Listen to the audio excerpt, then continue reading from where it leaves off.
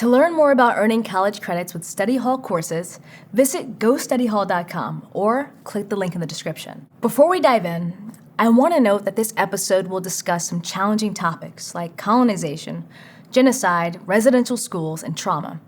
We believe it is important to understand how people have been harmed in the past and how an awareness of that history informs the work of psychologists now. Imagine Francine is shopping downtown when she sees someone scribbling on a clipboard and following her from store to store. It seems pretty weird, but she assumes that, hey, maybe it's not about her. Maybe this is part of some weird scavenger hunt. Eventually, though, she confronts the scribbler. What's going on? The person stammers something about research and then bolts. That doesn't make the situation any better. People watching is one thing, but secretive data gathering is something else entirely. Now she feels taken advantage of and embarrassed, especially since she didn't get to explain why she bought 15 blocks of cheese. Research isn't automatically good just because it's research. What we choose to study, how we do it, and what we do with that data all matter a lot. And making the best decision isn't always clear or easy. Psychology research is deeply dependent on someone's culture, environment, and personal biases, which can lead to questionable results at best and widespread harm at worst. But there are ways scientists are making all this more transparent, inclusive, and equitable. Hi, I'm Deja Fitzgerald, and this is Study Hall, Intro to Psychology.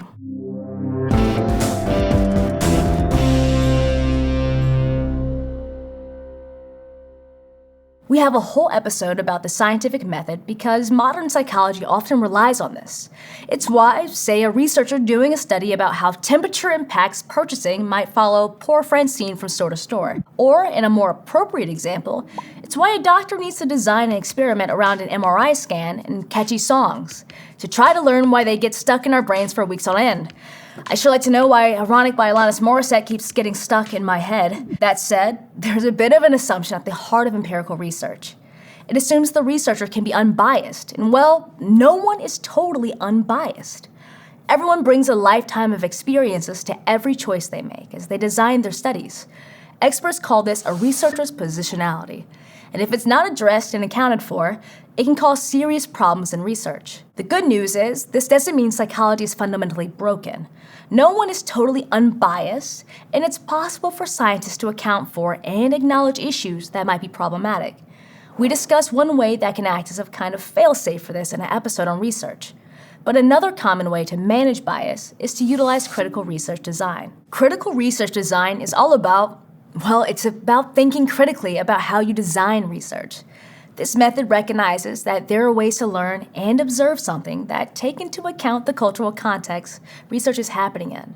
In other words, it acknowledges that the societies researchers and participants live in can affect results. For instance, when psych studies designed in the United States are performed in other countries, researchers sometimes get entirely different results, which in theory shouldn't happen if an experiment is reliable. Still, this doesn't automatically mean the study is bad. Instead, it suggests it was culturally situated. In other words, some aspect of the results depends on the participants' lived experiences and doesn't apply to humans in general.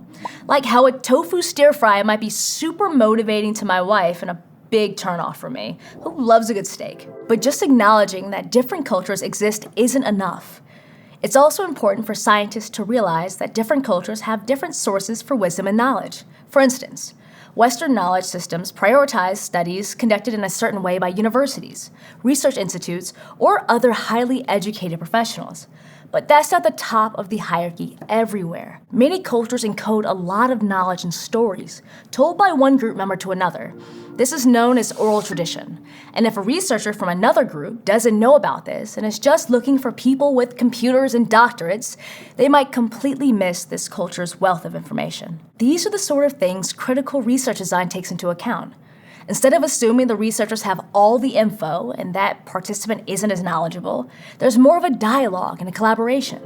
The researcher assumes that they have something to learn about designing their study from the participant.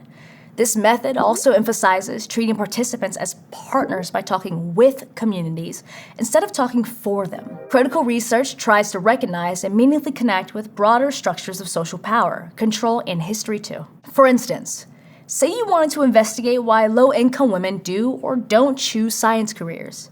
You'd be missing a huge piece of context if you didn't take into account that women were deliberately excluded from science careers for hundreds of years, often because they didn't have the resources to even go to college, or just because they were women. If you overlook that, you could look at enrollment numbers in chemistry classes and conclude women only recently became interested in science, or they just aren't as good at it as men.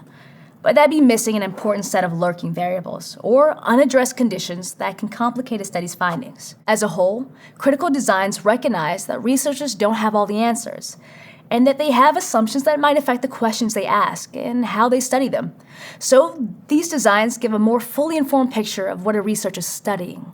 I'll give you one more example of how. So qualitative research is all about collecting and analyzing data that aren't numbers.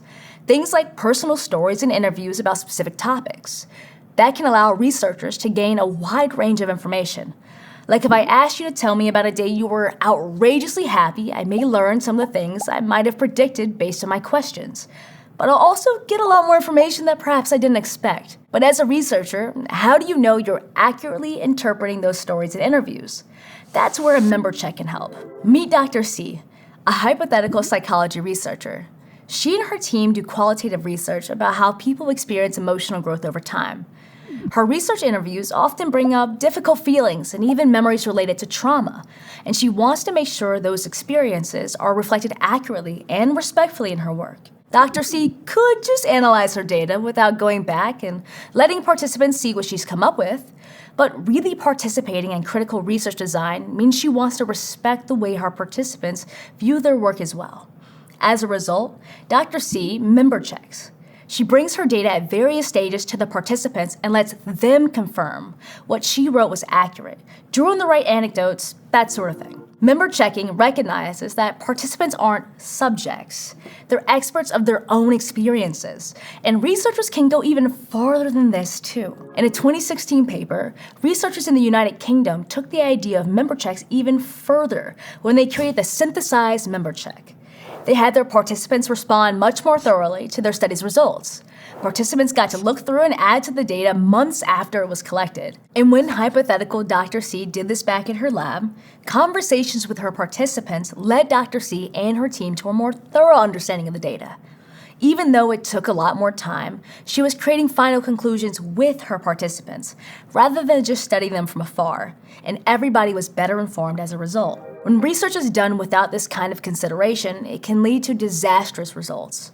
And for examples of this, you don't have to look any further than research involving Indigenous peoples. Over the centuries, there are countless examples of a nation, like the United States, claiming and appropriating land and resources where people already lived, sometimes for hundreds or thousands of years. In the process, killing or displacing Indigenous peoples was justified in all sorts of ways, and inaccurate information was part of that.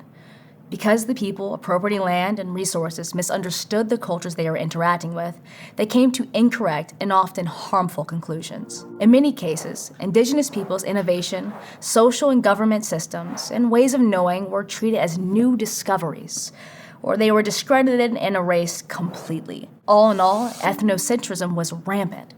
This is the idea that one's own culture is better than others, and unchecked, this led to terrible choices. For instance, in Canada, the US, and Australia, biases against Indigenous peoples and their ways of raising children were used to justify breaking apart families until only a few decades ago. Indigenous children were sent to residential schools, which were inhumane boarding schools, where they were stripped of their Indigenous identities, punished for speaking their language, and forced to assimilate into Eurocentric culture. Sometimes they were adopted out to white families, even when their families still wanted to raise them. These ethnocentric biases have caused generations of trauma, and today, a variety of researchers from Indigenous groups have begun redefining how they want to be studied and how they themselves want to study psychology. It's all part of efforts to decolonize parts of this field. In other words, instead of asking people who've experienced settler colonialism to see themselves from an outsider's perspective, they can see and define their experiences and the research being done through their own lens and their own value systems. One major researcher in this field is Botswana's Bageli Chilisa. In her work, she talks about how these research methods empower people who've been trapped by oppressive conditions. And even more broadly, decolonizing psychology means that new systems of research need to be developed through dialogue. To give another example, Maori author, teacher, and researcher Linda Tuiwai Smith has written about 25 different Indigenous projects in her landmark book, Decolonizing Methodologies, that all involve creating knowledge and communal wisdom. The projects are trying to undo colonial harm and uplift culturally grounded ways of acquiring and applying knowledge. These ways include storytelling, collecting oral histories, restorative justice, and returning Indigenous names to colonized lands. Learning about these projects can guide researchers toward designs that value Indigenous participants as collaborators and to elevate the strategies of Indigenous researchers. Because at its best, the psychology community works to help marginalized and underrepresented people to become researchers themselves, bringing their own experiences to their study designs and more of their knowledge to the table. And as a result, we all get to learn more about ourselves, our neighbors, and people around the world. We barely scratch the surface of the ways that bringing a critical lens to research design can make studies more thorough, accurate, and inclusive.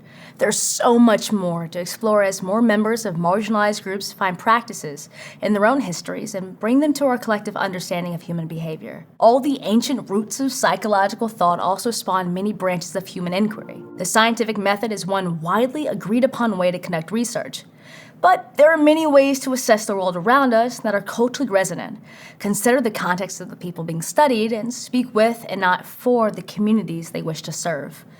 These methods provide different perspectives and further our understanding of the human experience. As we learn about the many subfields of psychology, we'll see studies that employ lots of different methodologies, offering us useful points to learn from as we become wise readers of psychological research and thoughtful investigators of our own minds. If you're enjoying Study Hall, Intro to Psychology, and are interested in taking an online course and earning college credit, visit gostudyhall.com or click this button to learn more.